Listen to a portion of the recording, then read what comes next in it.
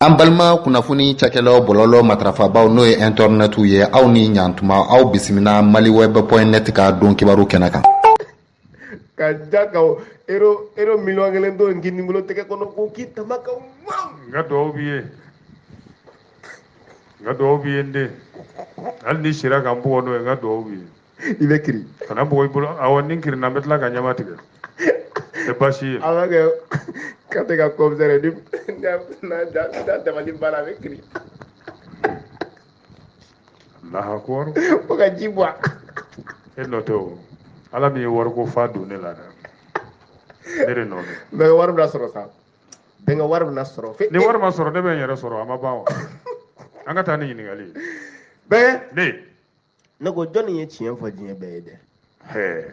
e afuma meke nkulo be nunu kauna de be e kante o la ye ni ngali damle o lawo e kante assemblée générale de l'ONU ma awo 2 points na docteur Shogel Kokala Maïga tient un langage de vérité à New York ni nazara kai kasoro ni sera ki nendo la ka wala wala bamanga na doro lafiya bugu boa ale bisi ka famia ka fa fuduso tataye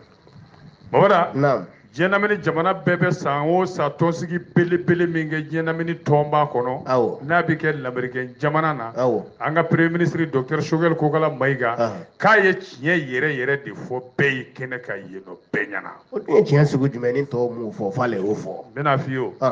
waliwebu de y'a fasiri babara naam ko nin kelenin kɔni na an ka gouvernement ɲɛma n'o ye transition gouvernement ɲɛma ye docteur Shogel Kokala Maïga babara k'a ma taa ni sira fila ye wa a ma taa sen na yala gansan na Amérique koyi nin tɔnsigi yɔrɔ in na dɛ ayi k'a ye kuma ta babara a kumana hakɛ dɔ la tiɲɛ kuma la babara a y'i nɛn don Mali gɛlɛya la kabini san 2012 fo kunu kabakun e kun bɛ yen wa ayi bɛnkɛ ne ma se Amérique o ayiwa naam babara k'a ma munumunu ni kutu kɔ ye dɛ cogo di emisɛnki ɲɛmaakɔrɔ n'a nana k'an ka gouvernement ɲɛmaa ye coup d'état min kɛra mai kalo tile 24 tɛmɛnen ye babara k'a taar'i jɔ diɲɛ jamana bɛɛ lajɛlen de ɲɛna maliden fanba bɛɛ hami ye min ye a y'i nɛn don a la o dun ye jumɛn ye n bɛna f'i ye o a wala di kɔrɔtɔla sanfɛ fɛn t'a la ma a b'a kunkolo si ayiwa a y'a daminɛ kabini marisi kalo san 2012 fo ka taa se sibiri tɛmɛnen ma septembre kalo san 20 tile 25 san 2021 an ka premier ministre taara kuma diɲɛ bɛɛ de fɛ yen babara ka d'a kan sɔrɔsi dunan minnu b'an ka jamana kan u nakun u bɛ ka mun kɛ u kan ka mun kɛ n'u m'o kɛ diɲɛ lamini sɔrɔsiw ONU MINUSMA u kan ka mun kɛ u ma min kɛ a y'i nɛn don a la a ko kɛrɛnkɛrɛnnenya la faransi sɔrɔsiw ka kulu n'o de ye Barkani ani olu nana fara ɲɔgɔn kan ka tɔnkura sigi ko Takuba ani jamana duuru min bɛ dancɛ bɔ Sahel kungo la n'o de ye G5 Sahel babara k'olu bɛɛ n'u ka nali bɛɛ dɛ ko hali bi Mali bɛ ɲanima guru de la Mali bɛ hami de la Mali bɛ janaja de la diɲɛ don o don ka da dantɛmɛ walekɛlaw kan a ko wa ko in bɛ ka taa ɲɛ hali bi koyi yɔrɔ bɛ ka nɔɔni ka taa fɛ hali bi ka se hakɛla kururu Mali yɛrɛ jamana fanba tɛ Mali ta ye ko ale ka dugudenw n'o ye ale maliden ɲɔgɔnw ye k'olu bɛ i k'a dɔn dantɛmɛ walekɛla marafatigiw de ka bila la an bɛ don min na i ko bi hali an ka hakɛw la fitinin o tɛ sɔrɔ yɔrɔ dɔw la hali cakɛda minnu ye jamana yɛrɛ ka cakɛda ye o tamasiyɛn t'a yɔrɔ dɔw la ka d'a kan lakana tɛ yen lakanabaliya bɛ ka bonya ka taa fɛ don o don Shogel ko ten dɛ babada a don a kɛ bɛ k'i bila maliyɛn fini yɛrɛ de la maliyɛn sabura dulokiba min b'an ka laadala fini don ko fɔ yɔrɔnin tɛ journal kɔnɔ dɛ n bɛna o yɔrɔ walawala caman ye Shogel jɔlen ni bazɛn dulokiba nin o ma jateminɛ kɛ mais n'an tila journal la ale yɛrɛ ka taa lajɛ i b'a ko ko Lora i bɛ analyse kɛ fugula min kun bɛ Shogel kun na Buro Keyita ye fugulan fɔlɔ min don ka taa kuma ONU na o modèle de don dulokiba min kun bɛ Shogel kan na Buro Keyita ka bazɛn fɔlɔ min m'a fɔ a ye dalifini min don ka taa ONU na dɛ a ye bazɛn jɛman fɔlɔ min don ka taa ONU na a broderi wo a sɔgɔcogo a modèle même chose o de y'a kala ka d'a ma si son tailleur Allahu akbar ala ye mun kɛ ka dɔgɔ ala ye ala yɛrɛ de y'an den ba wulali la koyi i sago k'a la même chose hali tailleur l'orage ne le muru ke ta kala le grand brodeur nya ɲɔgɔn kala ka dama ha broderi ngana bamada tun labɛn b'o labɛn cogo de la Allah a bɔra sa kana tiɲɛ kunaman yɛrɛ fɔ mun bɛ Mali kɔnɔ bi nin sɔrasiw bɛɛ lajɛlen ɲɛna jugu ninnu kɛlɛli k'a ma yɛlɛma tɛ dɛ dɔ farala u ka kɛwale yɛrɛ de kan Choguel Koté a ko n bɛna d'aw ma Wulibali la situation min bɛ ne ka jamana la bi degun min bɛ ne ka maliden ɲɔgɔnw kan bi n bɛna nɛn don a dɔ la k'aw bɛɛ wele an bɛɛ ka fara ɲɔgɔn kan an k'a lajɛ dɛ ni nin ye kɛta ye kan ti kow kɛ kɛnɛkan kow ye sa wa lakana fan fɛ Sahel jamana kɔnɔ Choguel Koté MCRP comité stratégique président kɔrɔ Mamadu a nana bɔ i ka dɔn ni tariki Mali yɛrɛ gɛlɛya kan mais a y'a fɔ ni kuma dɔn ye a y'a fɔ ni fɛɛrɛ ye ka yira k'a fɔ diɲɛnamini tɔnba n'a nɔkandaw Mamadu u banna sariya bolofara dɔ tun bɛ yen u banna k'o de labato Mali filɛ o gɛlɛya de kɔnɔ. Ils ont refusé d'appliquer la résolution 2164 du 25 juillet 2014. O sariya bolofara 2064 min taara juin kalo tile 25 san 2014 ko ONU m'o de labato. O dun bɛ mun fɔ a ka bolofara 12 na o sariya in ka bolofara 12 o bɛ mun fɔ ko diɲɛnamini sɔrɔsi tɔnba min b'an fɛ yan o tɛ MINUSMA ye sa wa. O bolofara in ko MINUSMA maaw ma Mamadu an lamɛn dɛ i ka fɔ an lamɛnbaa bɛɛ ye k'u ka nin yɔrɔ in lamɛn dɛ ko MINUSMA se o se bɛ aw ye a y'a kɛ aw ka nali in kɔnɔ walasa maliden si kana tɔɔrɔ dantɛmɛ walekɛlaw fɛ n'aw bilara yɔrɔ o yɔrɔ yɔrɔ ye kuma jɛlen dɛ Choguel ko o tɛ tiɲɛ ye wa a jɔlen bɛ diɲɛ jamanakuntigi ni chef de gouvernement bɛɛ de tun bɛ yen a ko bɔn san 8 o MINUSMA in nalen kɔfɛ u nana o ɲɔgɔnna sariya wɛrɛw bɔ tuguni sariya 2100 2013 u nana sariya 2164 u nana o bɔ nɔgɔni fɛ k'o bɛɛ la maliyɛnw ma lafiya dɛ hali bi dugudenw haminen don u bɛ misi la dɛ fagali dantɛmɛ wale ka dugu kuturu ci k'u jeni k'u effacer ka bɔ an ka jamana gafe yɛrɛ kan maaw bɛ yen u m'a min u m'a bɔ k'u fa musow bi fa denyɛrɛninw bi jeni nin sariyaw dun ye bɔko saba bɛɛ kɛ dɛ o ko de b'a to sa ale b'i banba mun kan o yɔrɔ in don ko kuma Nations Unies kana fɔ ale ye ko MINUSMA nana a ka ca kɛ dɛ ko ca min dira MINUSMA ma o sira yɛlɛmana ka bɔ olu bolo kabini san 2015 ka d'a kan bɛnkan dɔ sɛbɛnna ka bolonɔ bila o la Mali gouvernement ni maamurutilenkɔrɔw cɛ k'o ma labato ayiwa o tuma u y'a kɛ sa i komi u ye Mali to pankolon de kɔnɔ ka bɔ pankolon kɔnɔ ka Mali to kulun kɔnɔ a bɛ ka taa a yɛrɛ ma. Le Mali abandonné en plein vol par Barkhane. Est-ce que c'est comme ça avion tɛ ka taa wa avion bolila n'o ye parachute ta k'i cun ka bɔ avion kɔnɔ avion tɛ taalen sa wa a bɛ taa yɛrɛ dɛ maa minnu b'a kɔnɔ n'o dɔ tɛ se avion bolila o laban ye mun ye a bɛ jigin lahara Ala k'an bɔ hali bi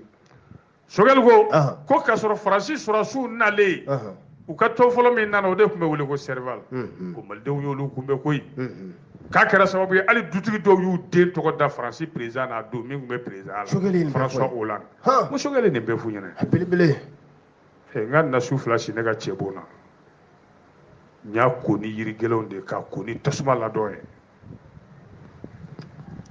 ka waraba jubatɔ ɲɛgɛnɛ litiri 2 d'a ma a y'o min bɛnkɛ bɛ fo sanfɛ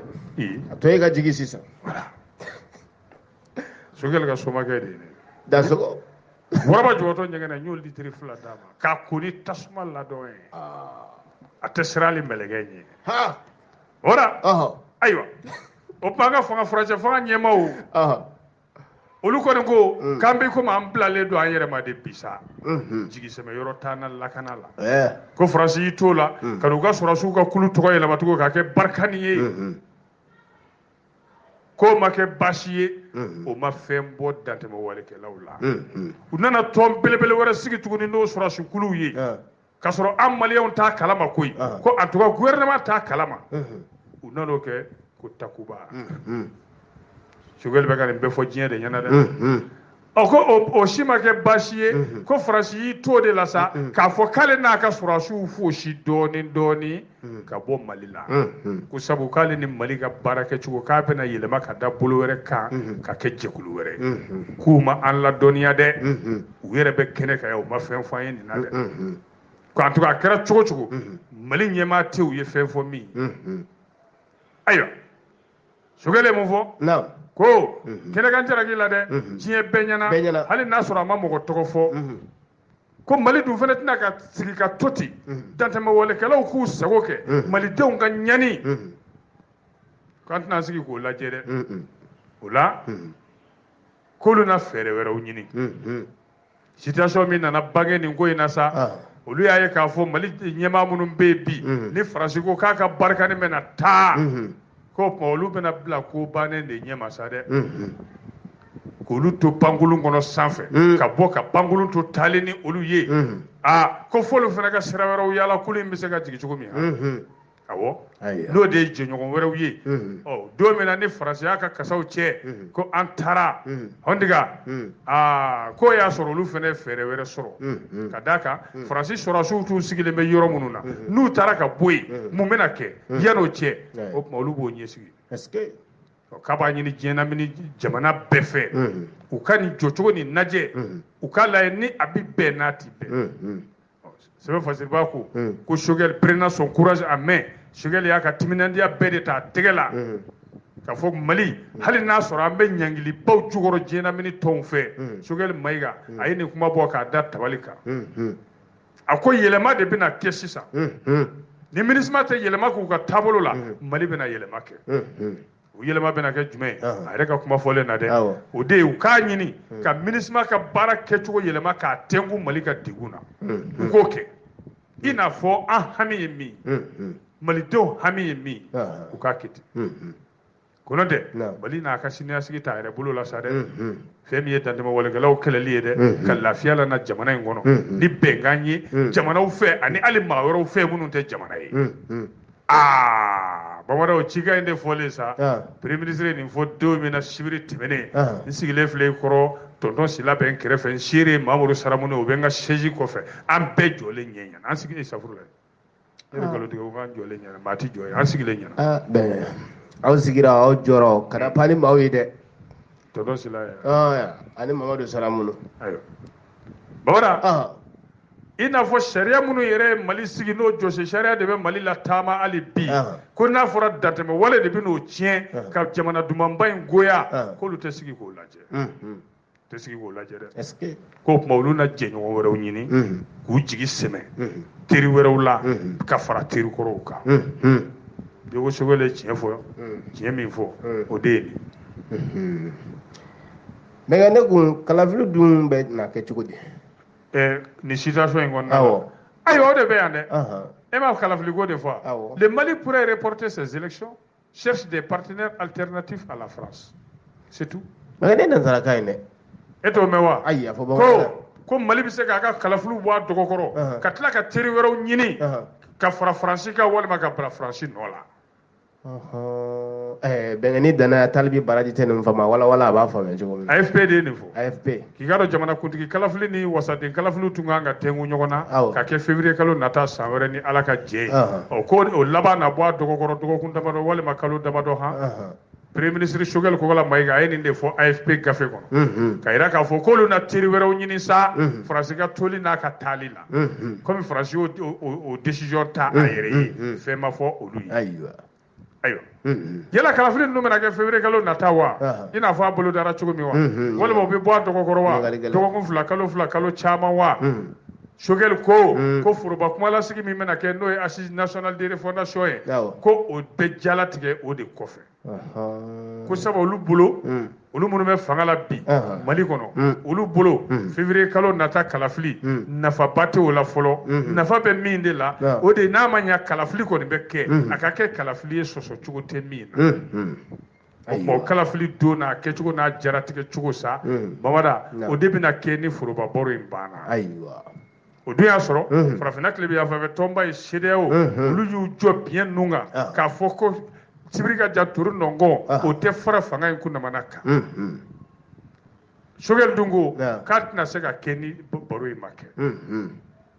ko ni baro in kɛra tuma min n'o ye kumalasigi nin ye assise nationale nin k'o tuma u na bolodali kɛ baara tɔw la walasa ka kalafili ɲɛnama k'o labɛn bɛɛ bi sɔn min ma mankan tɛ min kɔfɛ k'o bi kɛ ko le ye décision ta kɛnɛkan tɛ na k'i don koyi a ka kɛ kɛnɛkan ko ye nafa b'o de la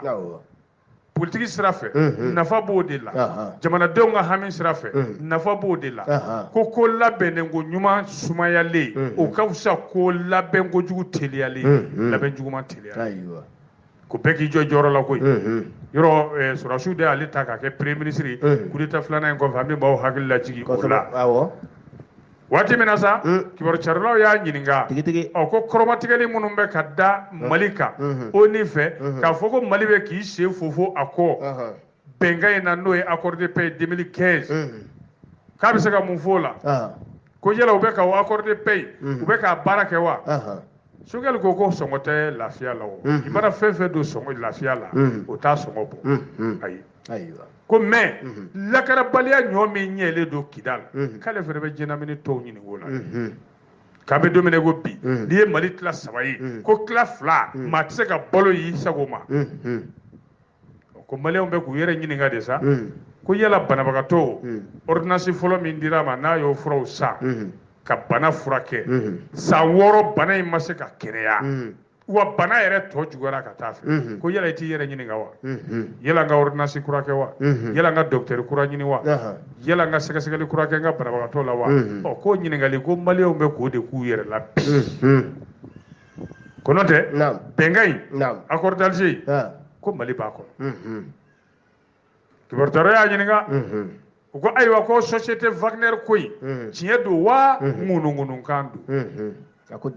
a ko ma ne da donna kuma la sibiri don aw bɛ k'a fɔ ka da Faransi ka côté de kan ne y'a fɔ Faransi a b'a fɛ ka Mali to avion de kɔnɔ k'i pan ka bɔ avion kɔnɔ ka Mali to a kɔnɔ k'a sɔrɔ fɛn ma fɔ Mali ye k'o de ye barikani ko in ko mais k'a fɔ k'olu ni Faransi ye juru tigɛ ɲɔgɔn cɛ k'o tɛ tiɲɛ ayi teriya juru ma tigɛ olu ni Faransi cɛ bɛnkan de bɛ yen Mali ni Faransi cɛ wa Mali t'o bɛnkan in sɔsɔ Sogɛli ko ten ko mais Faransi ye décision de ta a kelen na k'a n'olu kelen to a na Mali kelen to pankolon kɔnɔ ka jigin ka da mun kan ko Mali gouvernement ko k'u na sigi ka fɔ kɛ ni dantɛmɛwalekɛla ɲɛmaa ninnu ko dun ye Maliden caman fana ka hami de o ye Maliden caman ka hami de ayiwa a ɲininkalen sa ko yala dan de sigira Mali ni Faransi cɛ Mali kan'o dan sago n'o tɛ u ni Faransi bɛ se ɲɔgɔn ma dantɛmɛwalekɛla ninnu kɛlɛli la wa ou bien u sigi ka kuma la a ko Mali ɲɛmaw olu t'u ban ka kuma ni maa si ye n'i bɛ se ka na ni lafiya ni bɛɛ ye olu bɛ ban ka kuma ni maa min ye o ye de n'i y'i ni da ko dɔw kan olu dun tɛ tɛrɛmɛ dɛ o ko dɔ ye jumɛn Mali ka kelenya Mali ka yɛrɛma hɔrɔnya Mali taya ka dugukolo fa bɛɛ ye k'olu tɛ tɛrɛmɛ dɛ ayi wa Mali ye république laïque de o tɛ tɛrɛmɛ dɛ u k'a ma ko Faransi dun bɛ Mali yɔrɔ caman na dɛ barika nin bɛ yen Takuba fɛnɛ k'o bɛ ka labɛn o bɛ yen ko opération kura wɛrɛw bɛ nalen n'o bɛ wele ko force spéciale européenne ko yala gouvernement b'o kalama wa Sogɛli ko k'ale yɛrɛ t'a dɔn o sɔrɔsi ninnu farala ɲɔgɔn kan cogo min jɔnniw b'a la jɔnniw t'a la u ka ci ye mun ko sabu Faransi ye nin bɛɛ labɛn fɛn ma fɔ olu ye ko nka yɔrɔ dɔw bɛ yen maa tɛ se ka se yen yɛrɛ ko n'olu ma fɛɛrɛ ɲini o yɔrɔ ninnu bɛ t'u yɛrɛ ma ten wa Maliden minnu bɛ yen olu bɛ to bada ɲani na ten wa u ko ayiwa premier ministre an y'o faamu an y'a mɛn fɛnɛ ayiwa ko bɛnkan kuma bɛ aw ni i ka dɔn irisi surasi dɔw cɛ i n'a fɔ i yɛrɛ da magara la sibiri cogo min irisiw ka ministre des affaires étrangères Sergei Lavrov o fɛnɛ da magara la cogo min k'i tɛ dɔ fɔ an y'o la wa a ko kuma o kuma bɛ irisi surasi ninnu ka kuma la k'a bɛɛ ye ŋunuŋunukan de ye fɔlɔ i n'a fɔ u sara bɛ bɔ yɔrɔ min dɛ k'u na sara n'an ka damanda dɔw ye dɛ ko nin bɛɛ ye ŋunuŋunukan ye k'u kana siga fiyewu ni Mali ni dugu o dugu walima Mali ni jɛkulu o jɛkulu min bolo bila bɛnkan sɛbɛnna Mali ka lakana kama ko maloya tɛ anw na ka o fɔ kɛnɛ kan an ni jamana in de bɛnna an ka lakana kan walima an ni jɛkulu in de bɛnna an ka lakana kan fana an bɛ don min ko bi k'a caman ye ŋunuŋunukan ye o ko et puis a caman yɛrɛ ye kunnafoni lankolon dili ye maaw ma ani tiɲɛ ka di ni min kɛra sɛbɛ ye don min ko Mali gouvernement bɛ bɔ k'o fɔ siga t'o la bisimila bɛnkɛ ji sɛnsɛnni min ka di kunnafoni mana walawala e ta nin cogo la a bɛ faamuya ŋunuŋunukan bɛnkɛ n'a fanga bonya na i k'a dɔn a bɛ maaw hakili tɛmɛ sɛbɛko kan ala k'an kisi ka bɔ bɛnkɛ ne ko kibaruya goman fɔra jɔn ye Makɔrɔnkɛ ko di jɔn y'o fɔ a ye bɛna f'i ye o a walawala ni bɛna f'i ye a fɔ n ye o la sa e m'a fɔ ko kunnafoni goman fɔra jɔn ye awɔ kɛ m'a f'i ye ko Macron wa awɔ mauvaise nouvelle pour Macron 2 points la Russie confirme le projet de partenariat militaire avec l'armée malienne bɛnkɛ ne ma foyi mɛn nin na a walawala bamanankan na i tɛ fɛn mɛn nɔ tubabukan kɔni n'i y'a fɔ n'i m'a walawala bamanankan na bɛnkɛ a bɛ tɛmɛ anw tulo kan i ko dimɔgɔba tɛmɛ kan ko kunnafoni gomanba de dira Macron ma jɔnni y'o d'a ma dɛ a walawala n k'a fɔ waati min na Irisiw ka ɲɛmaaw yɛrɛ nana fɔ k'a da kɛnɛ kan ka gundo bɔ a la ka fura bɔ woro ɲɛma k'o tuma ko sɔrɔdasi teriya bɛ Mali armée n'olu ka armée cɛ ko nin kuma in kɛra sangalaci ye Macron ma dɛ ko Irisiw b'a fɛ ka teriya kɛ ni Mali ye i ka dɔn sɔrɔdasi teriya kɛnɛ kan jalaki la ka dantɛmɛ walekɛlaw kɛlɛ Mali kɔnɔ o kɛra ko nin fɔ yɔrɔ min Irisiw ka ministre fɛ min cɛsirilen don Irisi jamana ni jamana wɛrɛ cɛ sira taama ma Bamana ko Emmanuel Macron nin bɛ yɔrɔ min a kɛra ka sanga de lagosira a ye ko ka da ka Irisi sɔrɔsiw bɛ na Mali la yɔrɔ kabini a kuma fɔra ko jɛkulu dɔ bɛ nalen Mali la n'o ye Wagner an da ma fama yɔrɔ kabini o fɔra ɲugu ni ɲaga wulila Faransi jamana ɲɛmaaw kɛra komi jɛgɛji bɔnnen jakuma tɔ na bi dɔgɔkun damadɔ dɔgɔkun fila bɔɲɔgɔnko bɔ bi da ma se ka tugun a kuma kan kuma in bɛɛ nana sɔrɔ o de fɛ kibaruya so dɔ de bɛ yen agence de presse i b'a tɔgɔ dɔn Reuters ne se ka nin fɔ ok i bɛ se ka Ayatul Kursi kalan n bɛ se k'o kalan ok ala k'o barika don i la a miliyara bɛɛ kabini o journal o kibaruya so in de ko sɔrɔsi minnu bɛ fanga la Mali la bi k'u b'a fɛ ka bɛnkan signé ni Irisi sɔrɔsi sibilangalama dɔw ye n'olu ka jɛkulu tɔgɔ ko Wagner t'aw ka tɔn in saba bɛnkɛ Bawada kabini nin kuma de fɔra sa daga wulila Sɔngala ma jatigɛ ko walasa ka an ka sɔrɔsiw kalan k'u jo wa ka dantɛmɛwalew kɛlɛ ka Mali bɔ bolo la kunnafoni fɔlen sa k'a kɛra komi mugujugu de cira Faransi kiliw o fɔ yɔrɔ min Faransi ministre min bɛ Faransi ni jamana wɛrɛw cɛsira taama ministre des affaires étrangères française i b'a tɔgɔ dɔn Jean-Yves Le Drian ale bɔra ka kuma a ko di jaabi ɲininkali dɔ la n'o ye interview ale de fɔ gafe jumɛn kɔnɔ France Info a bɔra ka bagabaga de kɛ ko ni Mali y'a kɔrɔbɔ k'i bolonɔ bila sɛbɛnna ni Irisi ninnu ye k'o tuma k'olu ka sɔrɔdasiw bɛɛ bɛ taa ka bɔ yan taa ti sa kana o ye bagabaga ye sa kɛ kelen heure damadɔnin o kɔfɛ an ka premier ministre fana bɔra Choguel Kokala Mayiga ka cikan bila Faransi cikan jɛlen ka fɔ ko dɔ de ka teli Mali bolo bi o de ye ka Mali ka yɛrɛma hɔrɔnya bɛɛ lajɛlen segin a ma ko maa tɛ se ka to nin situation sugu kɔnɔ ko ni u y'a mɛn Mali ɲɛmaaw mana mɛn ko bin bɛ ka kɛ nin yɔrɔ in kan n'u wulila k'u bɛ avion wuli ka taa yen ko Faransi b'a fɔ ko non aw kana se yen an ka cɛdenw bɛ kalan na yen k'olu ka sɔrɔdasiw bɛ formation na yen ko Mali kana avion wuli ka taa mugu ci ayiwa o yɔrɔ in na yen k'o y'olu ka sɔrɔdasiw ka entraînement kɛ yɔrɔ ye bon ko situation tɛ se ka to ten Choguel ko ten k'o tun ye fɔlɔ de ko mais bi k'o tɛ continuer Choguel ko ten n'i ko kunnafoni jugu fɔra jɔn ye Macron de don kabini Irisiw jɔra a la k'a fɔ ko i k'a dɔn olu bɛna teriya kɛ ni Mali ye sɔrɔdasi kan Macron bɛ ɲɛ kelen sinɔgɔ la bi dɛ bɛnkɛ tunkarankew ye kangari da jɔn ye dɛ premier ministre kelen ɲɛ kɛ cogo di Choguel kɛ ko di Et quand l'élection de Habib Silla, 2 points. Les mises en garde des Maliens de l'extérieur au Premier ministre. Wala bengen bamananga nga nfamu juna. Ora Habib Silla sigile ka ke tuwarango ka tomba nyema yi. Malide munu be kofe mabada uye kangar do boro kono ka di shogel ma ka ne rega kangar logoma ya fla daka. Kodi Les Maliens. Qui a sharia bede sosora au Conseil des Maliens de l'extérieur. Ka sharia bede sosora Habib Silla fait. Habib Silla mi ni bolo chino la tuguni ko ta ko bla jekuluba nyema. Ko kera sharia soso baye.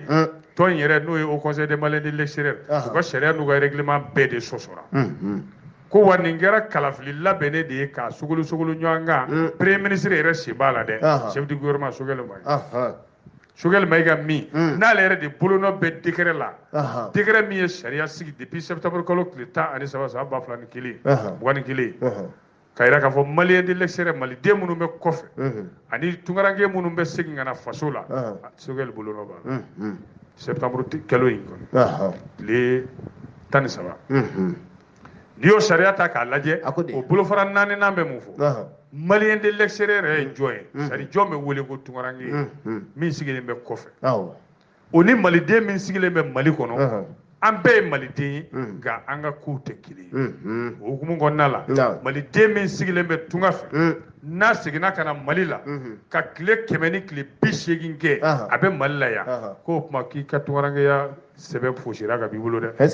Itse ga get toy mai. Itse ga ka nyema yi. Itse ki to malila ya. Ka ke ali toy bulu fara nyema yi maliko. Aywa. Ni ota ko laje. O sharia be kabini 2015. Sharia mi ni o de sababu la u ka tonsigi belebele wolowula na min kɛra u kun kan ka kɛ u y'a yira ka o sariya ma mun yira ka fɔ ko au Conseil des Maliens de l'extérieur a président si tɛ tɛmɛ ta ko 2 kan ko bon ni dun y'a jateminɛ Habib Silla y'o mandat 2 dafa san 2 yɛrɛ dira a ma fisabilila ka da o kan nka ni ɲurugu n'a a ko labɛn cogo bɛɛ sa k'i k'a dɔn ko Sogɛli b'a kalama dɛ Sogɛli min ma yira siɲɛ 1 ka taama o sariya ninnu kan jɔnni ka nata la Habibu ka nata la a n'a yɛrɛ kɔnɔ tɛ maa bɛ se ka nin faamu cogo min maa bɛ se ka nin faamu cogo di gouvernement ɲɛmaa hali n'a sɔrɔ fanga furancɛ fanga gouvernement ɲɛmaa don sa o ka se ka wuli ka taa nin ɲɔgɔn na tɔnsigi ɲɛmaaya ta ka sɔrɔ kiri bɛ tɔn in kɔnɔ ye tribunal la cour suprême premier ministre bɛ se ka taa ye cogo di a dun b'a dɔn sɛbɛn donnen don nin ko la fo cour suprême na k'i n'a sɔrɔ Sogɛli jigi danbɛ Habibu Silla ka kokɔrɔma don kan o ka don ale ka hakilina la maliden minnu bɛ kɔfɛ ka se k'olu ɲini ka fara ale Sogɛli k'a ka hakilinaw la dɔ ye jumɛn ye maliyɛn minnu bɛ kɔfɛ u bɛɛ ka sɔn ale ka politique taabolo ko n'o dun don k'a bolo y'a jɛ dɛ ko sabu n'a m'i jigi da maa si ka fɔ Habibu Silla o bɛ da k'o ye sɛfan lankolon ye dɛ awɔ k'o b'i komi Hercule Carton Hercule Carton t'o dɔn bamanankan na ayiwa ko walima n'a jigi dan bɛ Habibu Silla de kan walasa k'a yɛrɛ ɲɛda ko k'a jɛ n'a ɲɛna ko jama b'o kɔ k'a bolo y'a jɛ ko sabu maliyɛn minnu bɛ kɔfɛ k'u bɛ ka fara ɲɔgɔn kan daminɛ kabini kelen dɛ u bɛna lettre dɔ bɔ k'u ci jamana ɲɛmaa yɛrɛ ma n'o ye colonel Asimi ka d'a kan nin min kɛlen filɛ a ma bɛn ko Sogɛli ka nin taabolo in Mamada ko maa de bɛ se k'i ɲininka a ko la wa a ɲininkali gannen don dɛ ko yala fɛɛrɛ wɛrɛ tɛ Sogɛli bolo transition in kɔnɔ wa Asimu yɛrɛ kama ko maa bɛ se k'i yɛrɛ ɲini o la dɛ si Sogɛli n'a pas un agenda caché qui n'est pas celui de Assimi Goïta n'o tɛ jamana 70 ani 7 olu de tun kan ka ye conférence in na ka jamana 24 banna ka na olu y'a kɛ bɔnfurula ko ye u banna ka hali mɔgɔ bila ka n'u nɔrɔ bila tunkarankew kɔni sabu u tɛ Habibu fɛ u dusukun na abada Habibu ye baara min kɛ a ka san 12 in kɔnɔ Mamada a nɔ ma ye a ma ɲɛtaa yira ko nka komi maloya tɛ maliden fa tuguni sa k'o de y'a to Habibu yɛrɛ a ma tamakiya fiyewu ka nkalon tigɛ premier ministre yɛrɛ ɲɛna kayira ka fɔ k'ale tun bɛ mouvement M5 RFP la k'ale tun y'o kɔkɔrɔmadon ba ye o de kɛra sababu ye IBK binna ko k'a sɔrɔ ni Choguel tun ka kegu n'a tun y'a faamu ko o Abibu Sila kelen in dɛ k'a tile kelen ma IBK kɔ bila ko ale de farala IBK kan ka M5 kɛlɛ waati min na jama bɔra ka bɔlɔ minɛ wa a ye welewele da fan bɛɛ fɛ 2018 kalafili la ko bɛɛ ka bɔ tunkarankew la ko ka IBK kɔkɔrɔmadon ko kuma bi Mali ɲɛmaa minnu bɛ yen bi k'u ka teriya jɔ ni Abibu ye dɛ u kana dɛmɛ si kɛ Haut Conseil ye Abibu tɔgɔ la ko nin situation nin malidenw bɛ kɔfɛ Mamada k'u bɛ ka danaya ta ka bɔ an ka jamana ɲɛmaaw kan dɛ u filɛ ka Abibu jagoya sigili min kɛ Haut Conseil la ayiwa tunkarankew dun minnu bɛ wari kɛ ɲɔgɔn kan san o san fo an ka wari miliyari 500 u b'o de bila faso jiginɛ kɔnɔ san o san an b'o de bila yen est-ce que a bɛ fɔ walasa ka jamana taa ɲɛ ka jamana bɔ nɔgɔ la an b'o de kɛ aw ni baara Ala k'aw sara a balimakɛ monsieur Isaka Traoré n'ale conseil de base des Maliens de Mauritanie yɔrɔ ale fana tun b'a kalafili na Abibu juguya la o ale fana tun ye cɛbɔ ye ale tun ye candidat ye a ko k'ale yɛrɛ sigalen don dɛ Abibu sila ka Malien denya yɛrɛ la cogo di awɔ k'ale sigalen don ni Malien yɛrɛ don wa a ye sariyaw sɔsɔ kɛnɛkan jalaki la cogo min walasa k'i banbannen to a nɔ la k'a tɛ ɲɔgɔn ɲininka ni Malien nationalité yɛrɛ b'a bolo wa o tuma k'ale b'a ɲini président Assimi Goïta fɛ a yɛrɛ ka wuli k'i cɛsiri nin ko la dɛ a ka fɛɛrɛ ɲini nin gɛlɛya la dɛ n'o tɛ gɛlɛya in bɛ ka sira dɔ ta a ɲinamakolon to a kana kɛ ko dɔ ye dɛ ko ka d'a kan a ka premier ministre o kɔni y'a yira bɛɛ la o tugura Abibu kɔ jama tɛ Abibu min kɔ tunkaranke jama n'i y'a tila fitinin de bɛ Abibu Sila kɔ est-ce que ko nin ye lasɔmini ye olu bɛ min ta ka ɲɛsin Choguel Kokala Mayiga ma yanni kow ka taa ka dan kɛ ko Abibu Sila ye maa ye ko sigana yɛrɛ b'a ka malidenya yɛrɛ la a ka nationalité ko la ko wa k'an b'o ko fana kan dɛ an bɛn'o sɛgɛsɛgɛ Sɛbɛ Fasiriba ko affaire à suivre bɛnkɛ an bɛ taa ɲɛfɛ bɛnkɛ ne ko mun kɛra 22 septembre la dɛ 22 septembre awɔ e m'a mɛn ayi ne m'o mɛn o ko m'o mɛn n bɛna ɲɛfɔ a ɲɛfɔ ye e ka tɛ décoration 22 septembre awɔ Babara Jonjow de dira an ma distinction honorifique e kan t'o ma 22 septembre 2021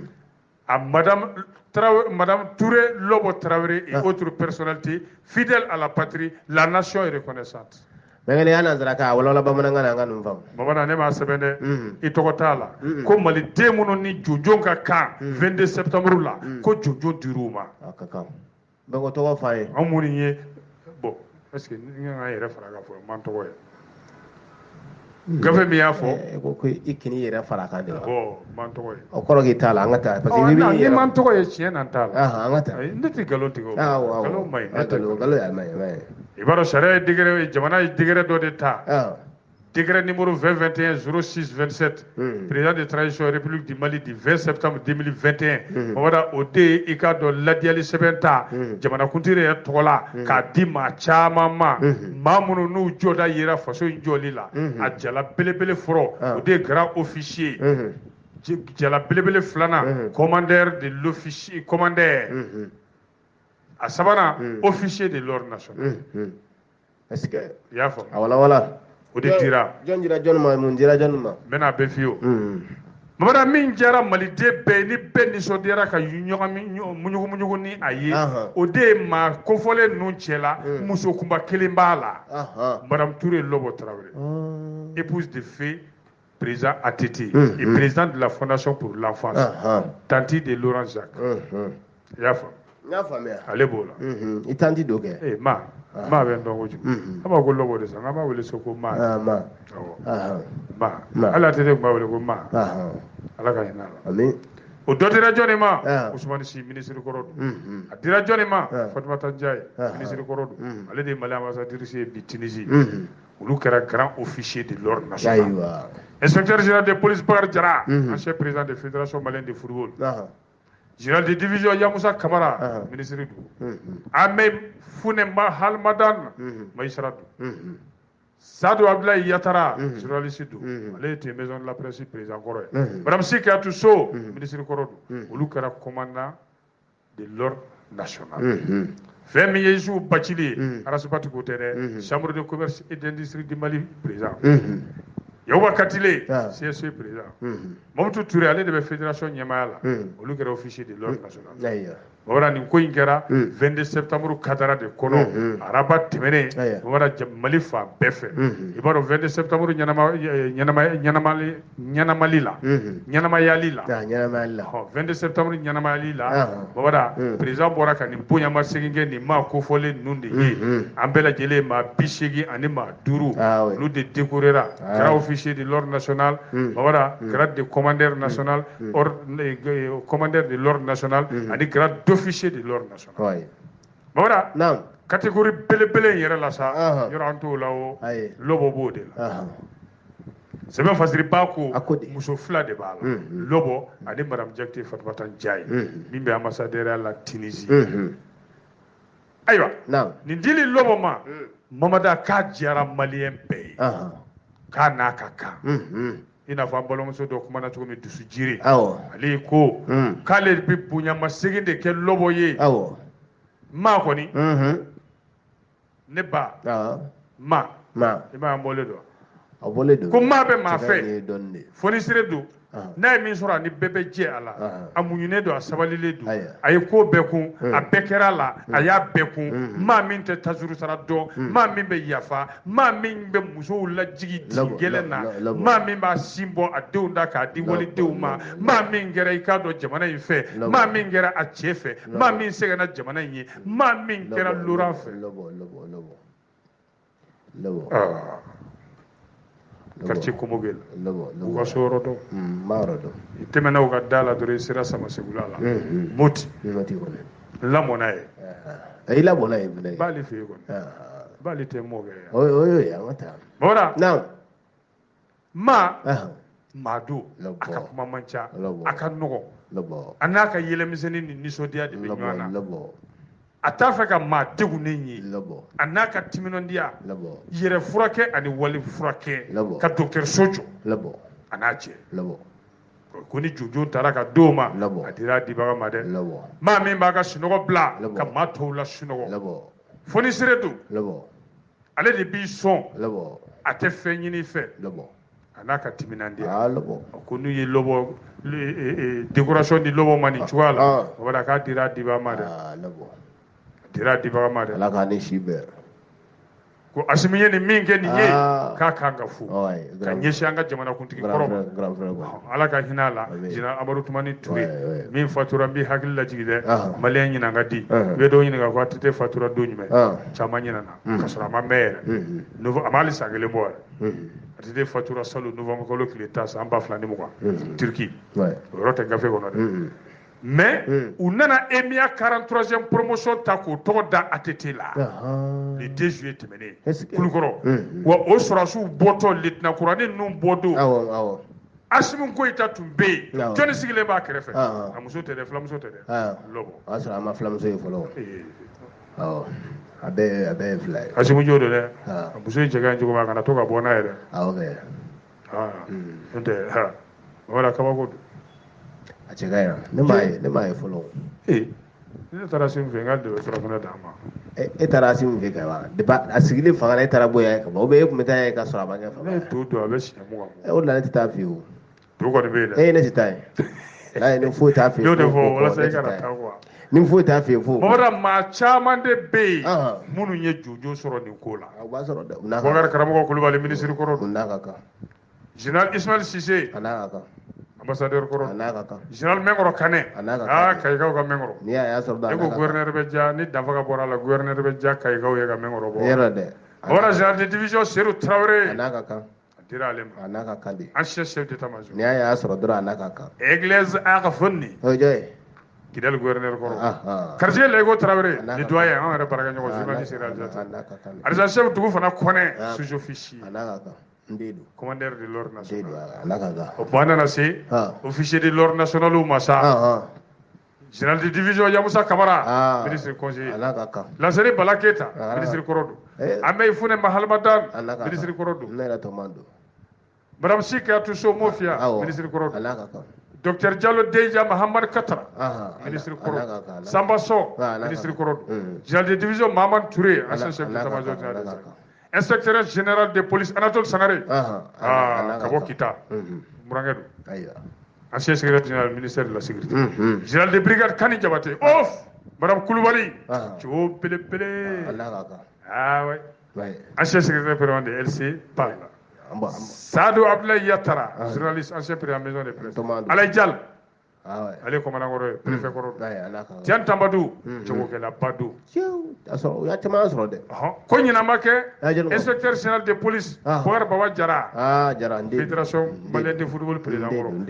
Ko. Bo Mifi. Au général de police ni Bouar Bawa Jara. Mawada Kaya Joro Tasma Foka Mali Bolongo Lade. Wati Mina Jugu Kunya Nini Gube Mali Bolongo Dafri. Koni police de Wula ki Jo, ki Chesri. Ka ko bɛɛ bugɔ ka bin ka Mali ka yɛrɛma hɔrɔnya k'a y'a seko bɛɛ kɛ wa a tile la fɛnɛ Mali ye jojo minnu ta Mali m'a ɲɔgɔnna ta fédération si président kan ko kuma k'a n'a ka kan voilà officier de l'ordre national an ka ca dɛ ko nin y'a caman fɔ i ka dɔn Dawuda Ali Muhamedine ale de ministre ye sisan an dɔgɔli Gindo dɔgɔnikɛ fama sɛwɔ ma ancien secrétaire général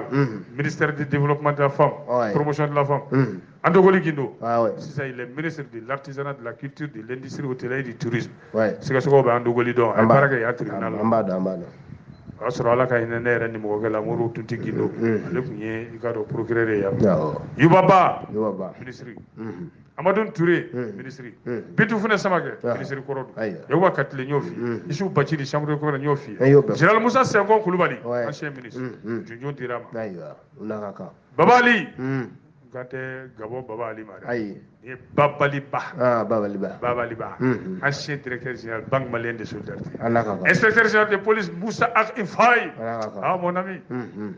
voilà général Mariboubou Kamsogo directeur général gendarmerie Kɔrɔ Boubacar Kane ancien directeur général de la SOMAGEP Madame Koulibaly Oumou Koulibaly opératrice économique Mamadou Touré ni bɛɛ ko a ma Bavier ale de bɛ fédération ɲɛmaaya la sisan a bɛ FIFA la a bɛ CAF la ani Ntoma Ali Koulibaly Mali ambassadeur do Espagne e b'a kita Ali dɔn e tɛ Janso Ali dɔn Janso ka de don ale tun ye Sikaso douane directeur ye a bɔra yen ka taa Bamakɔ ka kɛ douane bɛɛ directeur ba ye hakili b'a la ale de bɔra yen Dugara nana hakili b'a la Ali 2014 yɔrɔ ninnu tɛ ali sɔrɔ a ye n wele k'a bɛna billet ci ma ko n ka taa bɔ yɔrɔ ok non n k'a ma ko hali bi ni nɛnɛ ma bɔ ne tɛ se ka taa quoi funteni dɔɔni bɛ yen yen sanji ka bon sa quoi ne bɛ taa e bɛ ɲɛna woloma de kɛ a nana kuma sama ko o tuma ko balimaya tɛ tiɲɛ ko non kɔrɔ Ali tiɲɛ don hali ni ne taara ne tɛna jigin fɛ ne bɛ jigin Usumani Kante fɛ Barcelone a bɛɛ ye kelen ye u ka jan ɲɔgɔn na dɛ Madrid ni Barcelone mais e kɔni ka se yen sa Mamada tulonkɛ ka bɔ a la Ali Kulubali ye n ka mɔgɔ yɛrɛ a bɛɛ n dɔn Maliyɛn minnu bɛ yɔrɔ min ni n'a ye ɲɔgɔn a fɔ ko Laurent Jacques Sikaso n'a ma tiɲɛ segin ma i k'a fɔ o ma tun ne Ali tun ka di kojugu denkɛnin kelen pe de b'a bolo o mariage don a ye ne de ka pase ci ma yan k'a ka pase ci ma t'o da f'i ye taara mariage la an bɛ Jansokaw fo an b'o fo Kader Sise bɛ yan wala bamankɛ ka Kader vie kosɛbɛ Hɔrɔn Ablaye Kulubali commissaire sécurité ale b'a la Isra Sidi Mohamed ancien gouverneur Amadou Uramba o belebele n bɛ nin dɔn kabini Jibiri Tangara bɛ ministère de la solidarité la ale tun ye Jibiri ka secrétaire général ye Amadou Uramba kɔni a bɛ don min na ko bi a bɛ service de médiation na Yakuba Kɔnɛ conseiller à la cour suprême Madame Nana Sanu e na k'a banna u ka ca dɛ secrétaire général du réseau des femmes africaines et parlementaires Nous Togo chargé de mission ancien chargé de mission défense ancien combattant Laurent Jacques Kulubali directeur de la radio Royal FM journaliste animateur avocat défenseur de Toumarangi arrêtez comment c'est fini dernier nommé chevalier de l'ordre national Laurent Jacques Kulubali ne y'a sɛbɛn a filɛ avocat défenseur de Toumarangi il est nommé pour ça. Ok, d'accord. C'est bon, c'est pas mal. ni ko ni nomena o de kama ne ma sebo ne ma fashi me aka ne do alaw ayen sigile do ga me dai mem ko be kele min kela ya bla so wo be abemi mo be do ka yala no ya tasoge ni tara so mayirla ni mayirla na shendo wo gairla ebe me dai do e de la ga me dai opma le shen ker bilwele do sa do ko do mo ga me dai fle barabala bona mo hage munu numira o de ni ala ka ne shibe nomination labay o de jiara maliyon yi kosobe ko jiya tungaraga yi kosobe Laura Cheikh Koulibaly directeur à Radio Royal FM animateur journaliste avocat défenseur de Toumarangé chevalier de l'ordre national des moutons et des ânes ni gara saga mo fa ko et des fali so wonde dun sanga saga so ko bon chevalier de l'ordre national des ânes kay ante se falima des surgou al haram des lait al haram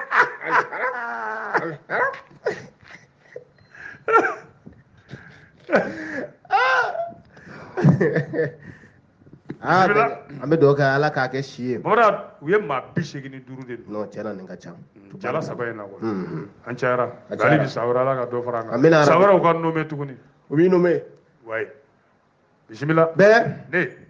ay ko ngana jongen tiri ngo mun ngana ken tiri ay mo gimande kana be ki tiri de bete ma tiri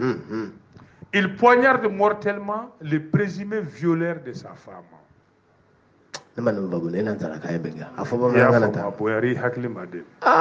Chef la ka muru de turu a terke la fa kera say. Terke mbina muso de kan. A daka wuli terke. E ka ba ko e de terke yen. A daka wuli? Nge. Be ni wala. A daka wuli terke. Wala ko nu fla tun gadi kojugu. U fila bɛɛ bɛ sigiyɔrɔ kelen na babada u nana teriya minɛ ni ɲɔgɔn ye teriya dumanba hali u ti ɲɔgɔn sɔsɔ kuma la ni min fɔlɔ ye min fɔ dɔrɔn dɔ in bi sɔn hali n'o man di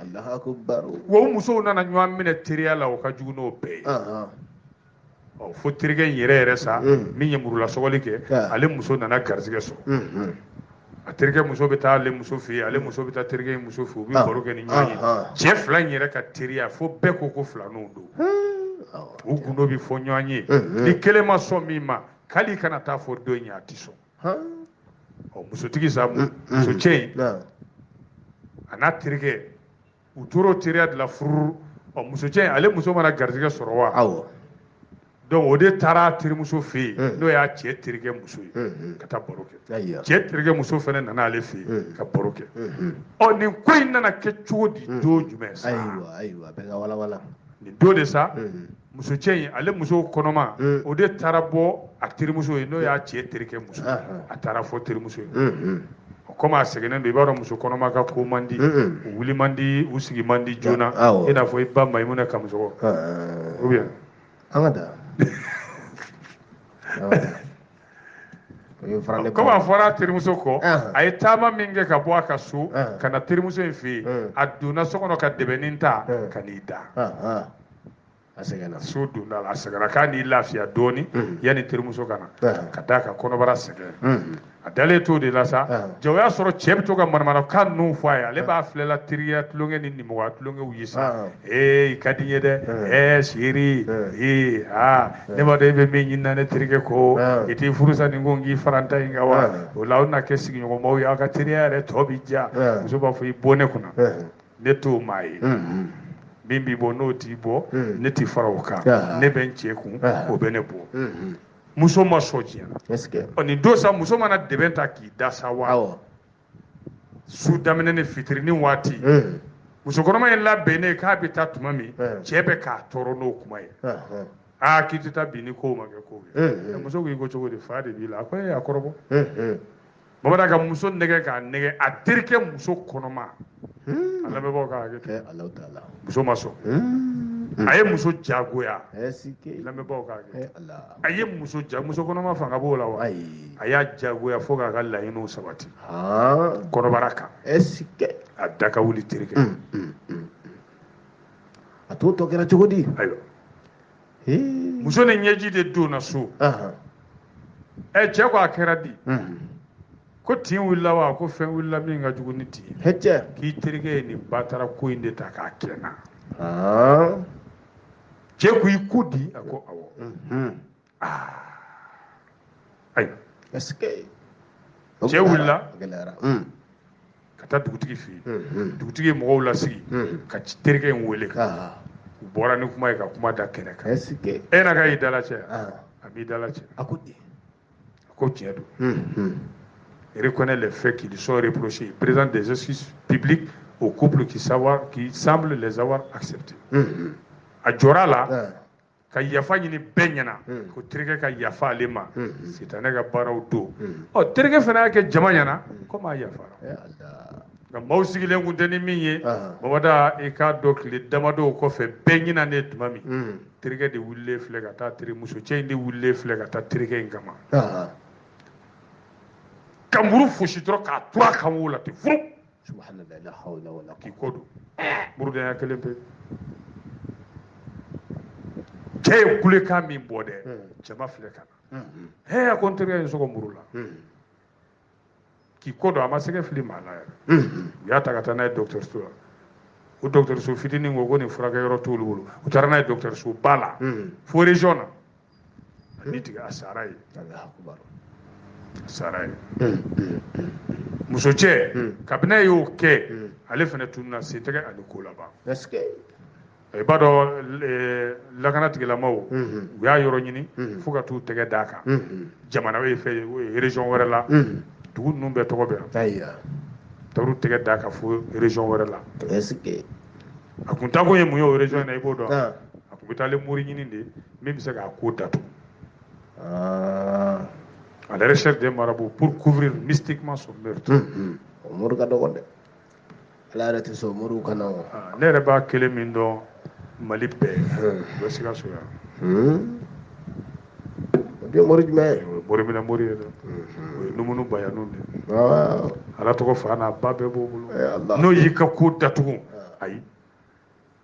n ko morikɛ a yɛrɛ y'o dalilu sɔrɔ o ko dɔ de la o morikɛ in ye banque de ci k'a datugu k'a ko datugu hali sini jamana ɲɛmaaw d'a ma don wariko kuma la morikɛ in sigilen b'o o tun ye banque denni ye dɛ ka fɔ jiginɛni dɔ tun muso bangeni ninnu a y'o ci ka tila ka moriya kɛ k'a ko datugu morikɛ tɔgɔ ka katikati kelen san a bɛ taa arajo la n'o ye bɛnkɛ i ka moriya ser'o ma kana fɔ tɛnɛ dɛ wa n t'i dɔn dɛ mori min bɛ aw ba o dalilu sugu ta ka o kuma ka banque ci bɛnkɛ mɔgɔw ka wari marayɔrɔ n den bisigi man da ala ye dɛ i ko i bɛ bisigi n'o ye nka morikɛ a sera ka banque in ci wa awɔ a y'a wari sɔrɔ a y'a wari sɔrɔ n den n'i ko ko n y'o mori ye o tɛ mori jugu ye o tɛ olu sugu tɛ nkalon jugu baraji nkalon y'o n den n'i ko e ko ne don wa i ko k'i o mori a ye katikati sa la awɔ n'i ko ne don ko bɛ katikati bɛ bolo ne kɔni tɛ sa nka n den n'a ma ɲa k'a morikɛ in ye wari in sɔrɔ a ye wari la kun ka ca dɛ a ye banque in ci wa a y'a ci bɔgɔbɔgɔ a taara miliyari bɛɛ a ye n den miliyari yɛrɛ wa a miliyari bɛ euro de la dɛ n den a bɛ komi ne tɛ dɛ ne don a miliyari bɛ euro yɛrɛ de la ne don a ka sɛgɛn banna n den a tu ten n kɔni b'a laɲini sa maa si ka orange money ci a ma tuguni ayi o kɔni banna n den b'i ka kuma mɛn morikɛ nin orange money tɛ ci a ma tuguni min ye banque ci min ye banque ci kana baara kɛ arajo la kana baara kɛ arajo la ka katikati sa ko mun kana ci a ma orange money foyi kana ci a ma tuguni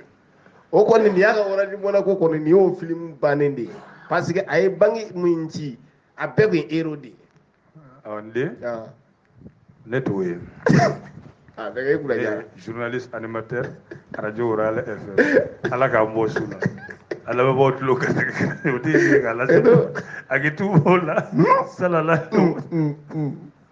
a bɛ bi ta in bila yan ni ala ye sini jira a la nɛgɛ ɲɛ 17 n'ala sɔnna n'o tana gosira tewu an tɛ ɲɔgɔn sɔrɔ yan kosɛbɛ inshallah a k'i tu o la sallallahu alaihi wasallam aw maa minnu sigira ka dɔnkibaro kɛnɛ lamɛn radio Oral FM kunkan fɛ bi aw tulo garisɛgɛ kɛra min ye o kɛra aw tulo garisɛgɛ kɛra kunnafoni la kumaba minnu ye maliweb.net sanfɛla la o de ye nin ye ni ala ma an ka jɔnya jɔn an na a kan an bɛɛ kunnafoni wɛrɛw kɛnɛ kan